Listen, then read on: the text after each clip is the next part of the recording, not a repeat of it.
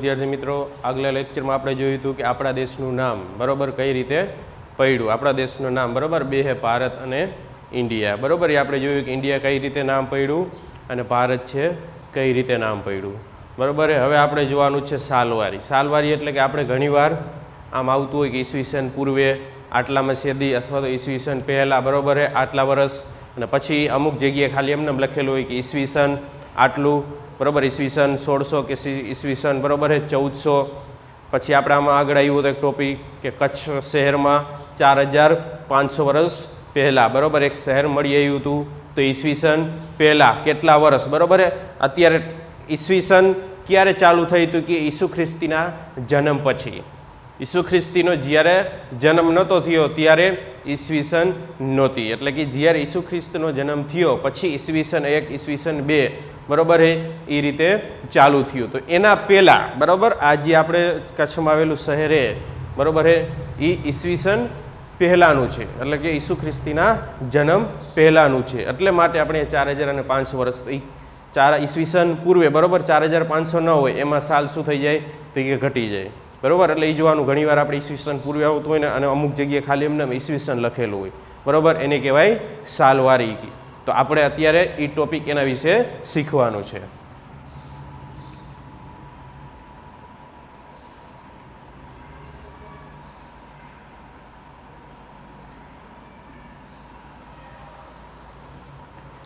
इतिहास में समय नु खूब ज महत्व है बराबर है। कई जगह खूब ज महत्व है तो इतिहास में, कारण के कोईपण चीज वस्तु मळी एनो चोक्कस समयगाळो जाणવો खूब ज जरूरी है। एटले माटे इतिहास में आ समय है एक खूब महत्वनी बाबत है। कोईपण आपणे वस्तु मळे तो आपणे केम कहेवाय 400 वर्ष जूनी है कि 500 वर्ष जूनी है, तो आ जे वर्षनो समय एटले शुं थयुं हतुं कि चोक्कस एनो समय कि इतिहास कोईपण जाणવો होय तो समय वगर आपणे जाणी शकीए नहीं। एना माटे समय है केवी बाबत है खूब महत्वनी बाबत है।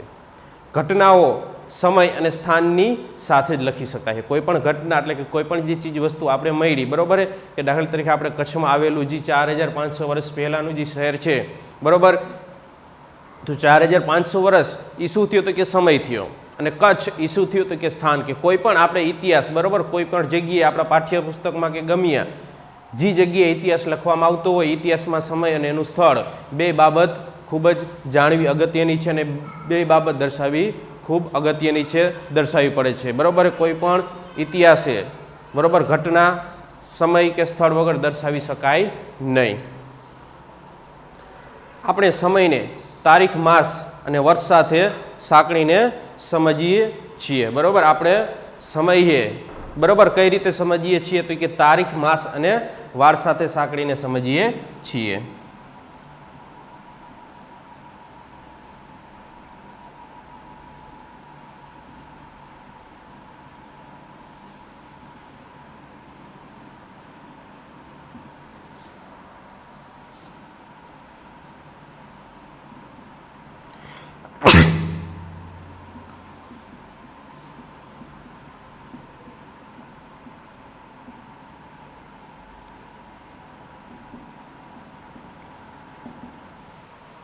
बराबर कोईपण स्थळेथी आपणे जी कोईपण चीज वस्तु मळी बराबर है कि जे इतिहास में बनेली होय बराबर ए वस्तुने आपणे कई रीते दर्शावीए छीए तो कि तारीख मास अने वर्ष बराबर। आगळ शुं लखेलुं होय तो कि तारीख पछी तो कि मास अने पछी शुं लखेलुं होय तो कि वर्ष लखेलुं होय। दाखला तरीके जेम के तमारी जन्म तारीख होय तो तमारी जन्म तारीख में पहेला शुं होय तो कि तारीख होय, पछी शुं होय तो कि ई तारीख कई महीनानी छे एटले मास होय, अने पछी तो ई के वर्ष होय बराबर। ए रीते दाखला तरीके આજની જ આપણે તારીખ જોઈ તો કે 30/9/2020 છે, તો 30 શું થયું તારીખ અને જ્યારે 9 શું થયો માસ અને 2020 એ શું થયું વર્ષ। એટલે કે કોઈ પણ સમયના ઇતિહાસમાં બરાબર શેના દ્વારા દર્શાવવામાં આવે તો કે તારીખ માસ અને વર્ષના આધારે। અમુક જગ્યાએ ખાલી વર્ષ લખેલું હોય, અમુક જગ્યાએ તો કે તારીખ માસ અને ત્રણેય બાબત દર્શાવેલી હોય। તો આ શું છે તો કે આ સમય બતાવે કે આ વસ્તુ છે આ સમયમાં બનેલી છે બરાબર। आ वस्तु कोईपण दाखला तरीके आपणे जे कच्छनुं शहर है बराबर, तो 4500 वर्ष पहला ત્યાં એ શહેર બનેલું હતું, પછી કોઈ પણ કુદરતી એવી ઘટનાના કારણે એ શહેર શું થઈ ગયું હતું કે નાશ પામ્યું। તો આ 4500 વર્ષ શબ્દ શું આવ્યો વર્ષ શું છે તો કે સમય દર્શાવે છે ઇતિહાસનો। જેમ કે 20 જુલાઈ 2018 શુક્રવાર, બરાબર. આ શું હતું કે એક પ્રકારનો સમય છે. આ પ્રમાણે સમયની ગોઠવણી ઈસુ ખ્રિસ્તીના જન્મ સાથે સંકળાયેલી. આ સમયની ગોઠવણી કોની સાથે સંકળાયેલી? તો કે ઈસુ ખ્રિસ્તીના જન્મ સાથે.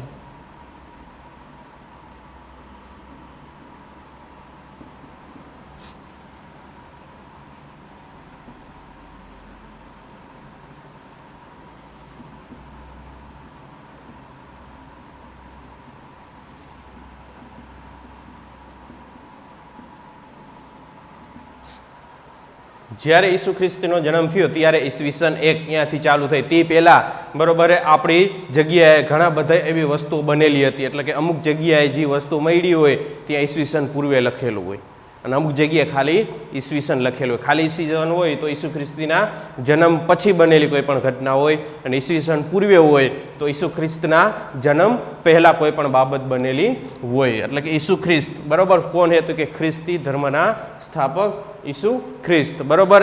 આપણે જે ઈસવીસનની ગોઠવણી કરી, ઈસવીસન ક્યાંથી ચાલુ થઈ? તો કે ઈસુ ખ્રિસ્તીના જન્મ પછી. એટલે કે કોઈ પણ આપણે આવતું હોય ઈસવીસન પહેલાં, ઈસવીસન પૂર્વે, આ બધી બાબત ઈસવીસન કોની સાથે છે? તો કે ઈસુ ખ્રિસ્તીના જન્મ પછી એ દર્શાવવામાં આવે છે. ખ્રિસ્તી ધર્મના સ્થાપક ઈસુ ખ્રિસ્તના જન્મને દુનિયામાં કાળગણના સાથે જોડવામાં આવ્યો છે, બરાબર. ખ્રિસ્તી ધર્મના સ્થાપક ઈસુ ખ્રિસ્તના જન્મને કોની સાથે સંકળાવવામાં આવ્યો છે? તો કે કાળગણના, બરાબર. કાળગણના એટલે કે અહીંયાથી આખો જે સમયકાળ એ શું થઈ ગયો? બદલાઈ ગયો. કે જે આપણી કોઈ પણ જે ઘટના બનેલી હતી, બરાબર હે, હજારો વર્ષ પહેલાં, એ બધી બાબત આખી ચોક્કસ સમયગાળા સાથે શું કરવામાં આવી? તો કે દર્શાવવામાં આવી. એટલે અહીંયાથી કાયદેસરનો સમય ચાલુ થયો, એટલે માટે અહીંયા શબ્દ શું આવ્યો? તો કે કાળગણના.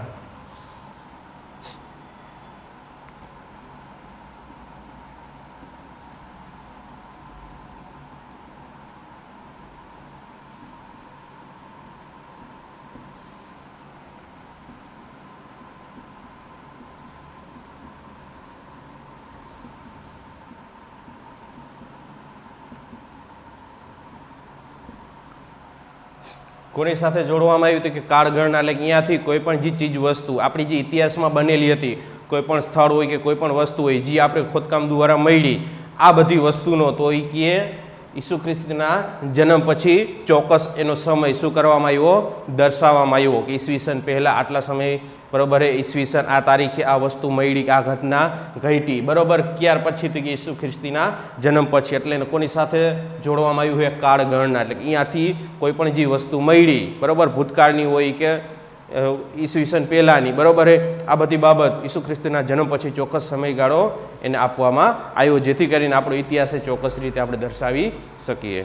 આપણે ઈસવીસન એમ કહીએ છીએ, બરાબર હે. આપણે શું કહીએ છીએ? તો કે ઈસવીસન એટલે ઈસુ ખ્રિસ્તીના જન્મ પછીના વર્ષો એમ કહેવાય. ખાલી ઈસવીસન આપણે ઈસવીસન કહીએ.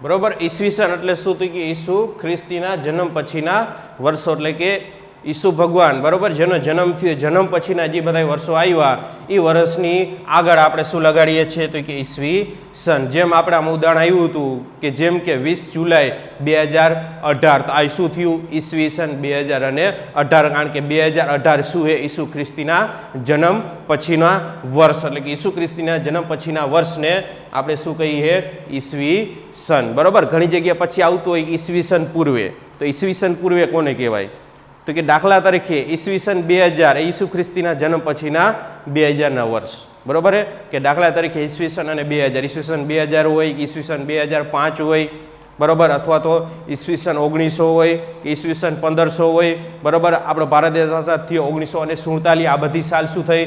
તો કે ઈસુ ખ્રિસ્તીના જન્મ પછી 1945 વર્ષ, બરોબર. એ જ રીતે 2001 તો કે ઈસુ ખ્રિસ્તીના જન્મ પછીના 2001 વર્ષ. ઈસવીસન પૂર્વે આવે તો ઈસુ ખ્રિસ્તીના જન્મ પહેલાના આટલા વર્ષ, બરોબર. ખાલી ઈસવીસન આવે તો ઈસુ ખ્રિસ્તીના જન્મ પછીના વર્ષો. સમજાઈ ગયું? પછી આગળ જોઈએ એ જ રીતે ઈસવીસન પૂર્વે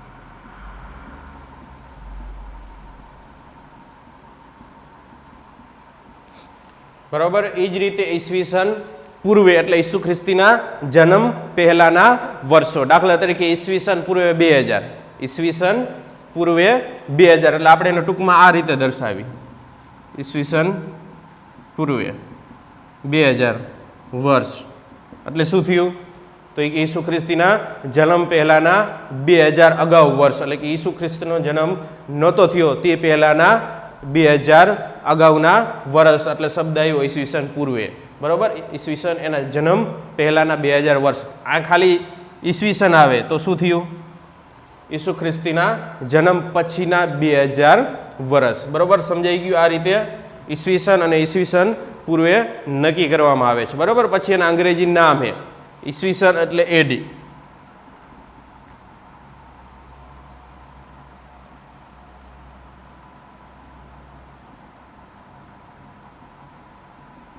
બરોબર એડી એટલે એડી ઈસવીસન બરોબર ઈસવીસનને ટૂંકમાં શું કહેવાય એડી અંગ્રેજીમાં શું થાય તો એનો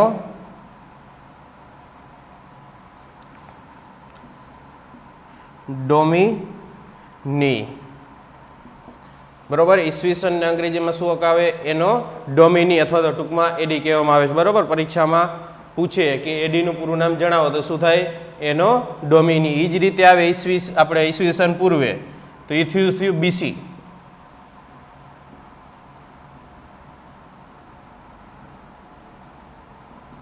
બરોબર ઈસવીસન પૂર્વે એને કહેવામાં આવે છે BC એટલે બિફોર ક્રાઇસ્ટ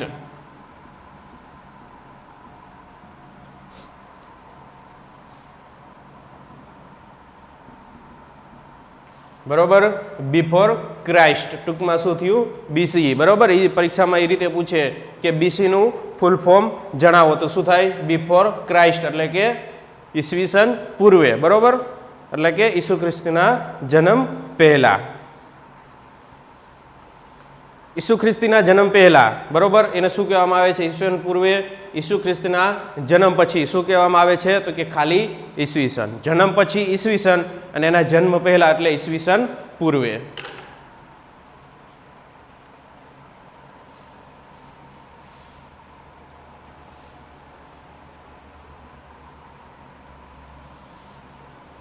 બરોબર એક આપણે ચાર્ટ દ્વારા સમજીએ વચ્ચે તો કે 0 એટલે ઈસુ થયું ઈસુ ખ્રિસ્તનો જન્મ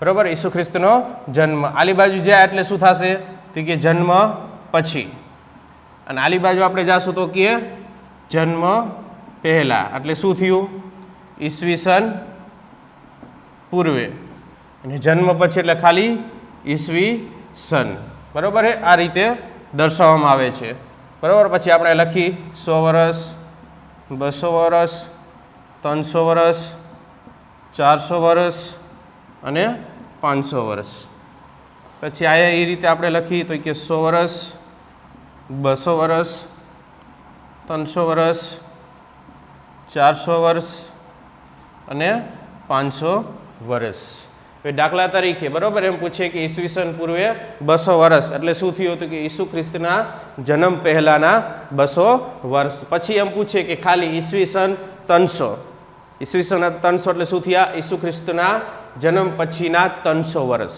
બરોબર સમજાઈ ગયું આ રીતે ચાર્ટ દ્વારા કે વચ્ચે આપણે 0 કર્યો એટલે આ શું થયું ઈસુ ખ્રિસ્તનો જન્મ પછીનો સમયગાળો એટલે ખાલી ઈસવીસન અને જન્મ પહેલાનો સમયગાળો એટલે ઈસવીસન પૂર્વે બરોબર ઈસવીસન પૂર્વે તો કે 100 વર્ષ ઈસવીસન પૂર્વે તો કે 200 વર્ષ ઈસવીસન પૂર્વે 300 વર્ષ એ જ રીતે જન્મ પછી તો કે ખાલી ઈસવીસન 100 ઈસવીસન 200 ઈસવીસન 300 અત્યારે આપણે કયા લે ઈસવીસન 2020 તો એ શું થયું ઈસવીસન પછી બરોબર ઈસવીસન ખાલી ઈસવીસન એટલે શું થયું ઈસુ ખ્રિસ્તના જન્મ પછીના 2020 વર્ષ. એ જ રીતે આપણે અહીંયા લખેલું હોય, બરાબર હે, કે ઈસવીસન પૂર્વે 2020, તો શું થયું?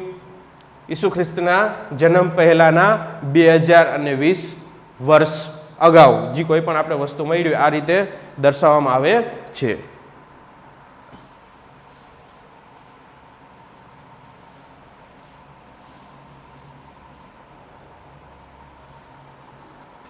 પછી આગળ જોઈએ તો કે ઘણીવાર, બરાબર હે, આપણે જે સાલ લખીએ છીએ સાલને એડીના બદલે તો એ કહે સીઈ અને બીસીના બદલે તો કે બીસી તરીકે પણ લખવામાં આવે છે. બરાબર, ઘણી જગ્યાએ તો કે એડીના બદલે શું લખવામાં આવે છે? તો કે સીઈ. અને ઘણીવાર તો એ કહે બીસીની જગ્યાએ બીસીઈ બરાબર લખવામાં આવે છે.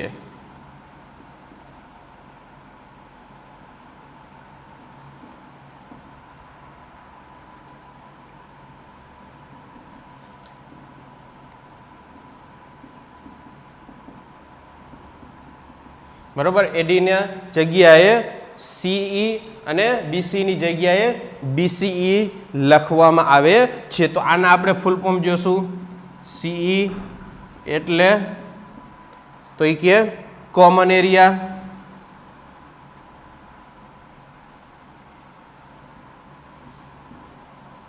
બરાબર, જેને કહેવાય સામાન્ય યુગ.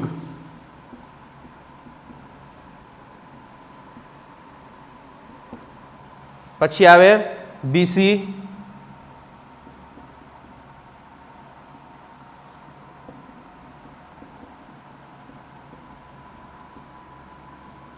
Before common area.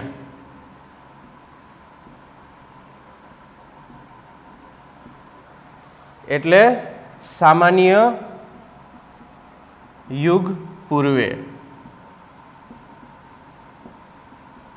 બરાબર, ઘણી જગ્યાએ તો કે એડીના બદલે સીઈ એટલે કે કોમન એરિયા, કે જેને કહેવાય સામાન્ય યુગ. સામાન્ય યુગ એટલે કે અત્યારનો સમય. બરાબર, કે એડીની જગ્યાએ ઘણીવાર સીઈ લખેલું હોય તો એડી કે સી સાલ અને સમય બધો શું થાય? એક જ થાય. ઘણીવાર તો કે બીસીની જગ્યાએ બીસીઈ લખેલું કે બિફોર કોમન એરિયા, એટલે શું થયું? કે સામાન્ય યુગ પૂર્વે, એટલે કે જે આપણો સામાન્ય આપણે ઈસુ ખ્રિસ્તીનો જન્મ થયો એ પહેલાંનો સમયગાળો એટલે સામાન્ય યુગ પૂર્વે, અને ઈસુ ખ્રિસ્તીના જન્મ પછી એટલે શું થયું? સામાન્ય યુગ. બરાબર, આ ખાસ યાદ રાખજો, પરીક્ષામાં પૂછાય તો આ રીતે નામ એનું લખવાનું થાય. પછી આવે છે તો કે ખ્રિસ્તી ધર્મ વિશ્વના મોટા ભાગના રાષ્ટ્ર સાથે સંકળાયેલો હોવાથી અનેક રાષ્ટ્રની જેમ આપણે ભારતમાં પણ આ જ સાલવારીનો પ્રયોગ કરીએ છીએ. બરાબર, ખ્રિસ્તી ધર્મ એ દુનિયાના જે બધા દેશો એ બધા દેશો ઘણા બધા દેશોમાં તો કે ખ્રિસ્તી ધર્મ અપનાવવામાં આવ્યો છે. માટે ખ્રિસ્તી ધર્મ તો આપણે આ ભારતમાં પણ આપણી જે સાલ છે, બરાબર, એ શેના આધારે લખીએ છીએ?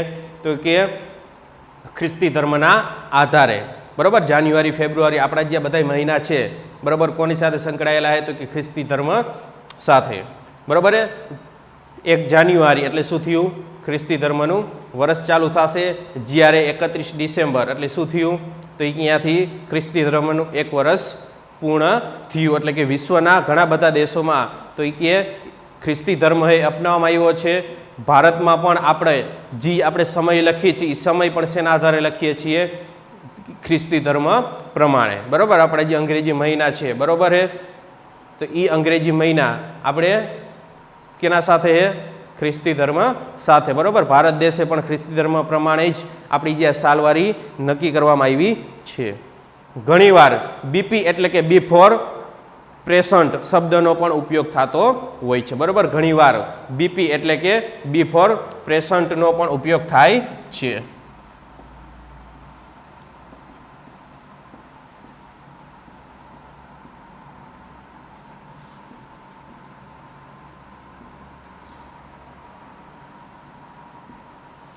બિફોર પ્રેઝન્ટનો પણ ઉપયોગ થતો હોય. બીપી એટલે એનું પૂરું નામ શું થયું? બિફોર પ્રેઝન્ટ એટલે કે ઈસુ ખ્રિસ્તના જન્મ સમયગાળો. પછી બીસી એટલે બિફોર ક્રાઇસ્ટ આપણે જોઈ ગયા. પછી એડી એનો ડોમિની. બરાબર હે, આ બે એનો અને ડોમિની એમ બે મૂળ ગ્રીક શબ્દમાંથી બનેલો છે. બરાબર, એનો અને ડોમિની આ બે તો કે જુદા જુદા શબ્દ હે બે, એનો અને ડોમિની, બરોબર,